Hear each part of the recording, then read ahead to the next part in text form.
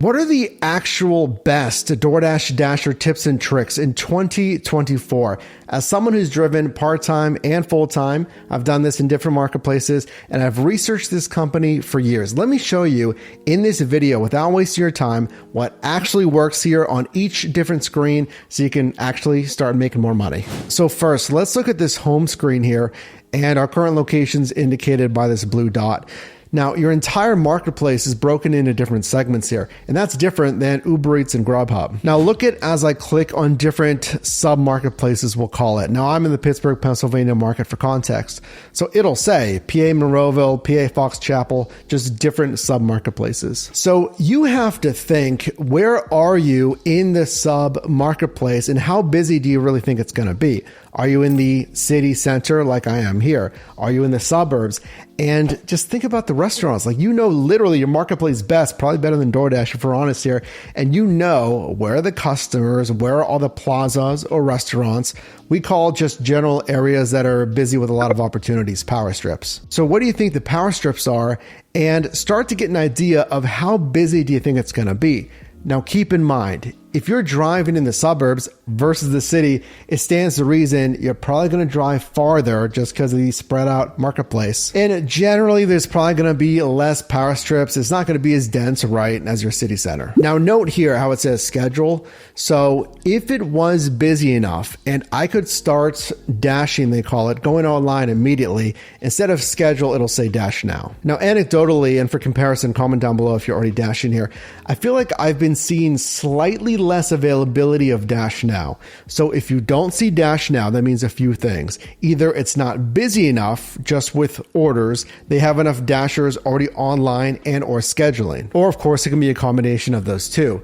So what you can do is you can schedule a shift and you can schedule ahead of time or just later in that same day.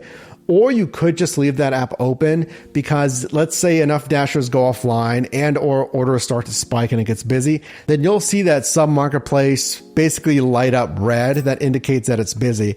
And here's the different segments of how DoorDash measures a busy marketplace. Now, keep in mind, there's other times where I've wanted to dash now to start delivering and I can't. So it just sits like this. It's gray and it never says dash now. Now, why is that? So there could be good peak pay, that's a per delivery bonus or other kind of bonus pay going on, or people know it's going to be busy, other dashers I should say. So it never gets slow enough, or at least an imbalance of supply and demand to give you an opportunity to dash now. Now, I prefer dash now just because I don't always know exactly when I want to dash and things come up. Now, well, actually, let's take a look at the scheduling here because you can schedule something again later in the week or even the current day. So if I go in here, if I just click on one, okay, then it gives us a recommended start and end time. But you can go in here and actually edit this as well. Now, what I've tried, if it says, let's say 4 p.m., right? And let's say it's what? It's 3:10. You can see the time of filming this at the top left there. If I wanted to dash like 3:30, try to get online sooner than that so I don't have to wait until 4, sometimes I'll try to turn these times back.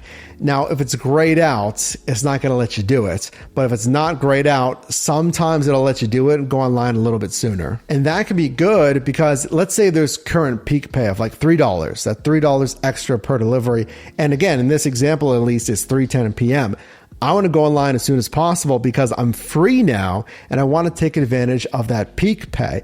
Let's say the peak pay was from 3 p.m. until 5 p.m. So I'm free and I want to dash now. Now, any scheduled dashes will show up here. Now, keep in mind, if you add a dash, at least at the time of filming this video, there's no penalty to edit or just completely delete that dash. So I've had it actually where I've scheduled a dash, let's say 2 p.m. and something comes up or my plans run over and I realize like, oh, it's like 1:50 p.m. I'm scheduled to dash, and your phone, you know, the DoorDash app will send you reminders. If you can't do it, you can just delete your dash. So let's go back to our home screen here and talk about arguably, I'd say the most important thing that's going to determine how much money you're going to make. Yes, supply and demand, certainly. We talk about positioning. We talk about knowing those power strips. But DoorDash's pay, it's their contribution, the base pay, plus promotional pay, plus the customer tips. You always get 100% of customer tips. But that promotional pay In my opinion, it's the most important thing for you. So if we click up here in the promotions tab, we're going to see all current active promotions. So that sub-market, remember, your marketplace broken down into different sub-marketplaces. So for me, it's this downtown Pittsburgh market. So it says today, 5:30 p.m. until 7:29 p.m., there's that peak pay, the per delivery bonus. So $2 at this time, $2 at 11:30 p.m., etc. Now you can actually click on this and you can schedule your dash based on that peak pay. So if you feel like your marketplace is really competitive and you find rarely you can actually dash now whenever you want, you might want to do this. If you're free, and especially on the peak pay, it could be a much better time than driving without any bonus pay. Now, keep in mind, of course, there's no guarantee that driving on peak pay, especially like the top 85, 100% offered peak pay in your marketplace, is going to make you the most money. What I mean by that is, let's say your marketplace like maxes out that per delivery bonus peak pay at, let's say $5. That's a lot. Even $4 is a good amount. So if you see, hey, there's $4 peak pay tonight, I'm going to sign up and drive on $4 peak pay. And especially if you drive in a different sub marketplace, there's no guarantee that that plus $4 is going to make you like 30, 35 plus an hour and be better than a shift in your current normal sub marketplace at like $2 peak pay. So you're going to have to weigh the pros and cons of that, because I love, you're going to love it too. $4, $3 peak pay. It sounds really good. And well, one, you're going to have to track your numbers. We have some resources on your dropformike.com, spreadsheets, etc., so you can track some of that. But that $3, $4, whatever it is, that max peak pay, which means that's typically the highest peak pay that you see, just be wary of that and always signing up when there's maximum peak pay. Again, sometimes it'll make you more money, but sometimes it won't, so you're going to have to track that. And I would keep an eye on that peak pay, because DoorDash and Uber both, so Uber Eats in this case, have talked about tapering or lowering the peak pay. And we've been seeing that in 2023. And unfortunately, I think that's going to continue into 2024. You're going to have to manage how much peak pay, if any, by the way, is being offered. When is it being offered? And how is like the supply and demand during that day? It's a Sunday and they're offering $2. How is that different than the same sub marketplace on a Thursday and Friday? And then remember those power strips.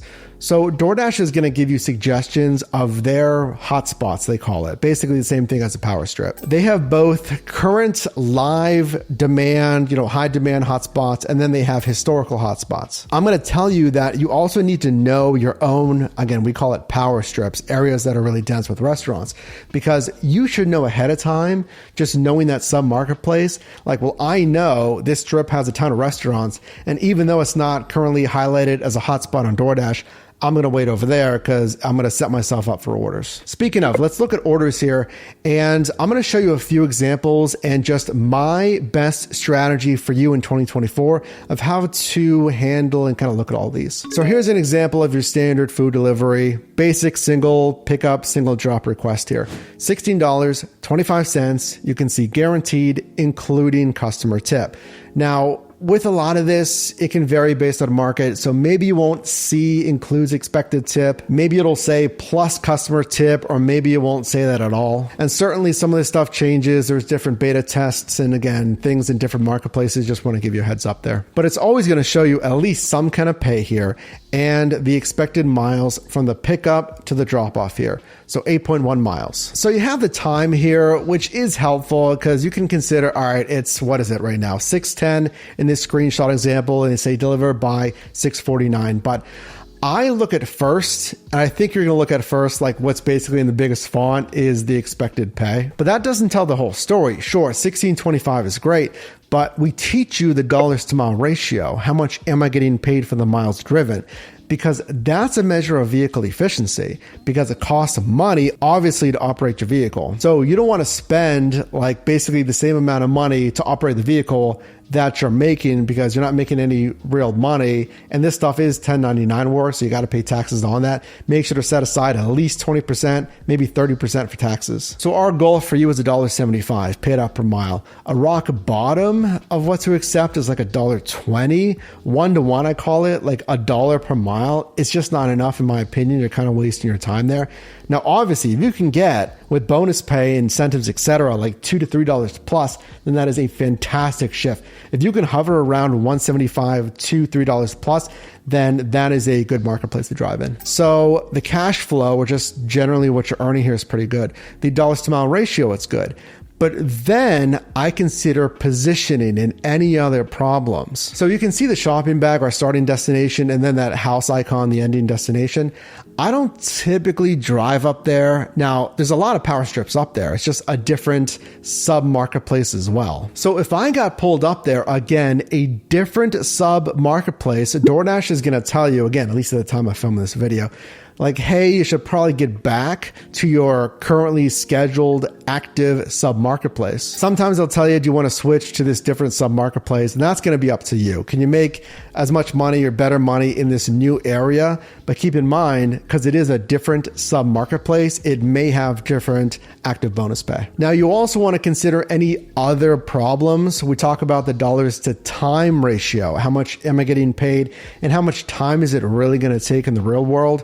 Because yes, these apps consider like traffic, delays, expected wait times, kind of the norm there, but also consider your real world market expertise. Because if I looked at this restaurant, so we can see Tallgrass Burger here, if I know like, well, that place gives me problems all the time, that place is super popular, I can actually just think of a shift I did at a Chinese restaurant that was absolutely slammed on the holidays, and I knew that place gets really busy. So if you see a restaurant, and you'll learn this over time, maybe fast food spots, but it doesn't even have to be fast food spots. If it's just a spot that like parking's a pain, I always have to wait, and or whatever, they always mess up the order, just consider that as well. Now here's an example of a stacked order. It's 2 or more assignments for one driver, and there's a lot of things going on here, which is good to see. It's a good example for you. So 1950, 10.1 miles. Think about that dollars to mile ratio. It's not fantastic, right? That's number one. Now the positioning here, it's taking me out of the city center, that sub marketplace that I really like to be in.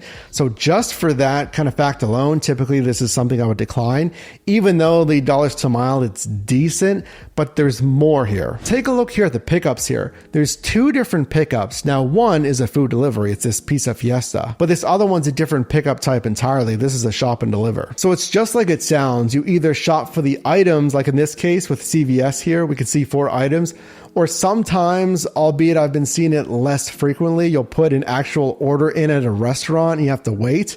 Now, either one, it's going to come up, shop and deliver. You're going to pay with the prepaid card that DoorDash gives you. But something else to consider, and something I think you're going to see more and more of in 2024, it's orders going to the same customer. It says, both orders go to the same customer. Now that's not the worst, because you don't have to make another drop off. It's going to the same customer. You're just going to have to think, again, is it worth it for that positioning, the pay, and then any expected shop time as well? That's another thing with these shop and delivers.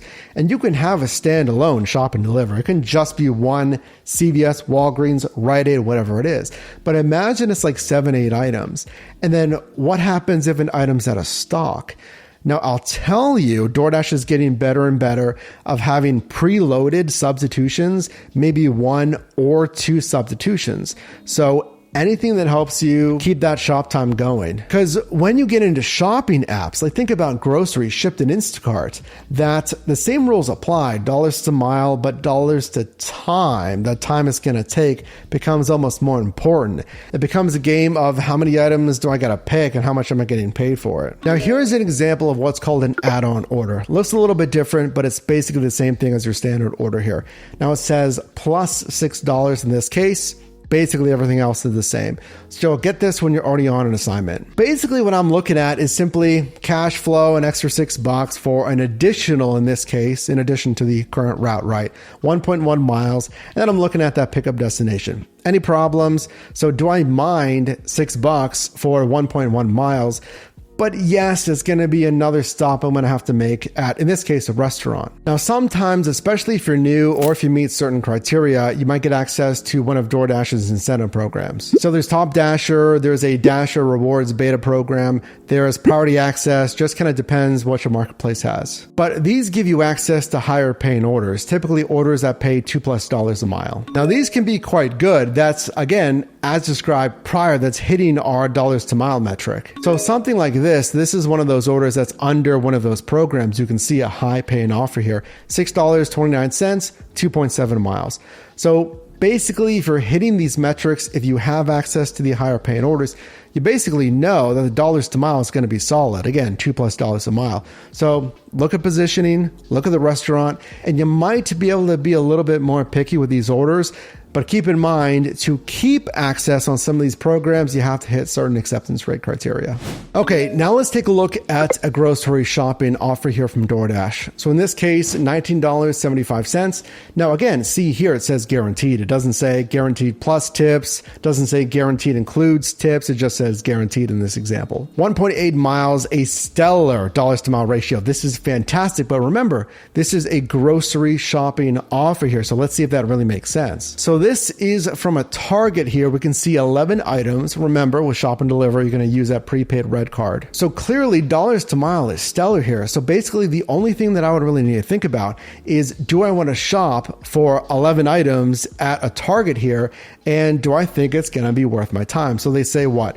Deliver by 2:56 p.m. In this example, it's 2:12 p.m. At that kind of margin, at $19.75, 1.8 miles, quoted at like 40 some minutes, I feel like I can shop for 11 items pretty quickly. So imagine it takes you 40 minutes for this entire thing. You basically made $19.75 guaranteed, maybe even more. Let's say maybe they're not showing a customer tip on this one. And my goal for you is $25 an hour. So if you can do basically $20 in 40 minutes all in, then this would be a good offer for you. But think if this was like $8 for 1.8 miles. That's fine, but $8 shopping for 11 items. Think about the shop time. Now, if it takes 40 minutes in the Target and driving to the customer all in, right now it makes a lot less sense because of the pay. Here's another order type you're going to see, these DashMarts. So all that is a DoorDash branded, basically convenience store, stocking convenience items and just locally sourced items in your marketplace. So this one, $8.50, 4.6 miles, not too bad here. But just to know what to expect, you're going to park, you're going to go in there. It's going to basically be an empty kind of warehouse, a room. You go in there, you just say, hey, standard pickup. I have a pickup for so-and-so.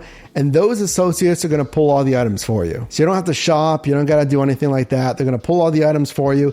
Very similar to GoPuff as well, kind of a convenience-based warehouse platform. And that's it. You just pick up the stuff and then you make your delivery. Now there's other order types like alcohol. Basically the same thing though. It's just a different procedure. So still look at the dollars to mile, dollars to time, positioning, pickup spots, stuff like that. But basically every order type that I just showed you, you can basically do it by getting paid two different ways now, either the earn by order or the earn by time method. So earn by order, it's kind of the traditional way that you think about it. I get an assignment.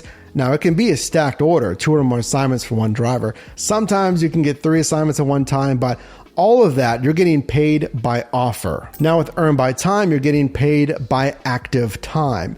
So in your Dasher app, you're going to have dash time and you're going to have active time. Dash time is just when you're generally online. So you're online, you're intending to do business, you're just basically waiting for a request, but active time is just when you're actually on an assignment. So that's basically the moment that you get the request to the moment that you complete it and you drop it off. Earn by time can be good because let's say you hit traffic, let's say there's a long wait at a restaurant, 15, 20 minutes because it's gonna happen. You're getting paid and you're getting paid a hourly rate. And actually, that hourly rate can actually have separate bonus pay now. So on the left, there's a per delivery or per offer bonus here in this example, $2. But then there's now peak pay on the earn by time. It's a per hour or per active hour bonus. So in this example, what would have been $13 per active hour is now boosted up to $17.50. So you're going to have to think, what would honestly make you more money?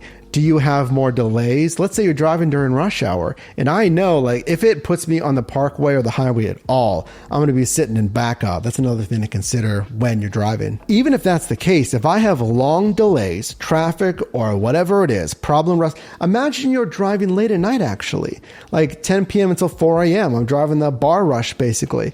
And then if you're on Earn by Time, you don't even have to worry about long drive-through waits because maybe that's all that's open. It's super popular, but if you can combine like a $3-4 per hour Earn by Time incentive, then you're getting paid because you're on assignment. You're just sitting in the drive-through versus earn per offer. Then you're not getting paid anymore for sitting in that drive-through.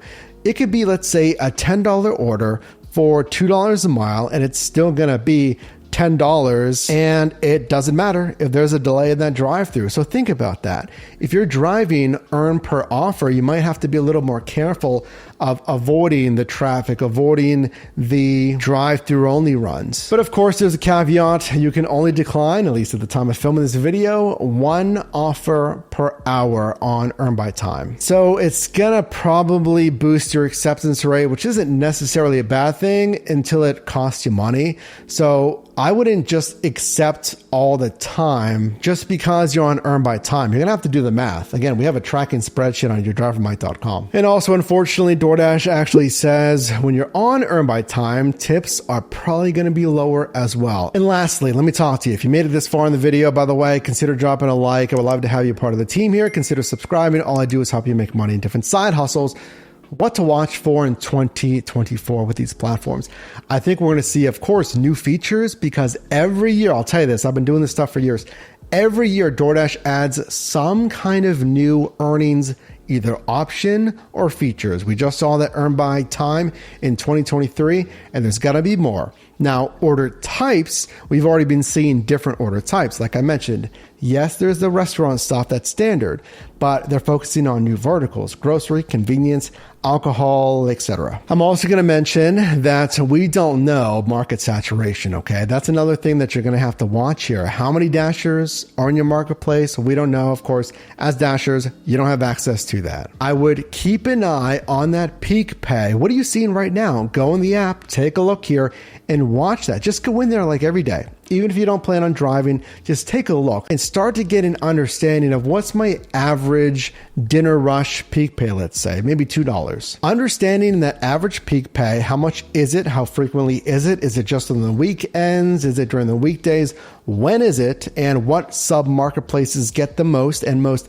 frequent peak pay as well? That combined with understanding how to optimize the different order types, understanding where and when to drive, understanding those power strips in the submarkets. And I'll step back for a second and fully acknowledge, like, I understand it's food delivery. It's not the hardest thing. I understand you know how to do it, but I want you to make the most money because I imagine you have limited free time like myself. So I don't want you to go out there and waste your money and not make enough and just kind of give up because it's not even worth it. So do the research, watch videos like this. Again, consider subscribing and keep your options open as well. We talk about multi-apping, driving on different apps at the same time, because if something's going on with DoorDash and it's not as good as you thought, maybe another app is better in your marketplace.